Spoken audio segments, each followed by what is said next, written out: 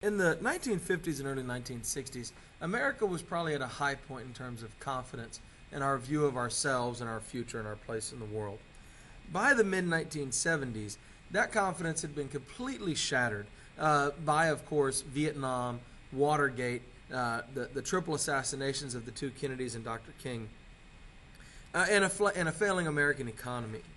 Sometimes we call this the age of limits. It is a time when America kind of looked at itself and realized, wait a minute, we won't always be moving forward and getting better. Conservatives will respond by demanding a retreat from liberalism and a shrinking of government. Remember, liberalism is defined by the idea that through an act of government we can solve problems. And that idea is going to be pushed back against significantly. Watergate left many wondering if faith in government could even be restored, and the presidencies of Gerald Ford and Jimmy Carter didn't particularly help. Ford inherited a bad economy and, of course, a tainted government that he was associated with. He had been handpicked by Nixon to be the vice president when Nixon knew he was going to resign, and so Ford and everybody else knew that Ford would become president without ever being elected to any national office. He's the only man in history to be president without being elected either president or vice president.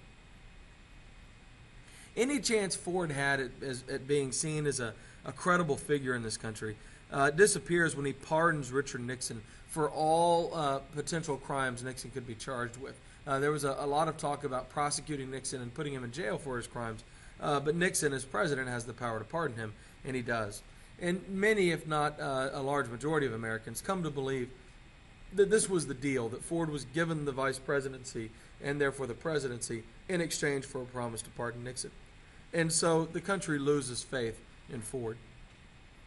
Ford, being a conservative, says that he will not use government action to stop inflation, and he calls for voluntary action to halt spiraling inflation. He vetoes spending bills, and the Fed, under his presidency, will raise interest rates as ways to fight inflation.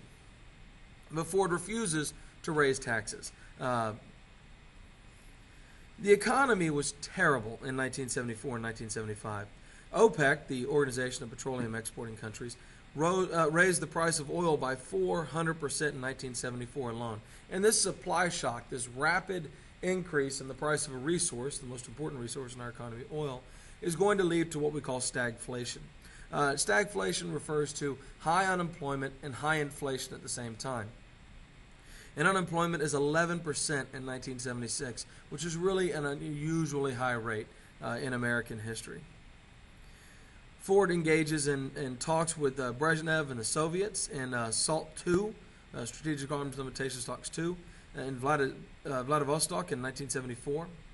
Kissinger, who remains in the administration when Ford takes over, gets Egypt their land back in the Sinai Peninsula that Israel had taken from them, and gets Egypt and Israel to pledge to stop fighting each other.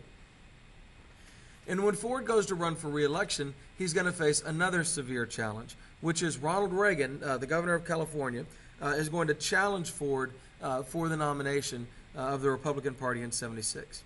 Reagan attacks Ford from the right. He accuses Ford of being too far to the left. Reagan condemns Ford for having negotiated with the communists. Reagan envisioned a foreign policy where we do not sit down and talk with the communists. And so those strategic arms limitations talks with Brezhnev become a liability for Ford. Ford barely wins the Republican nominating process, and he limps out of that into the general election.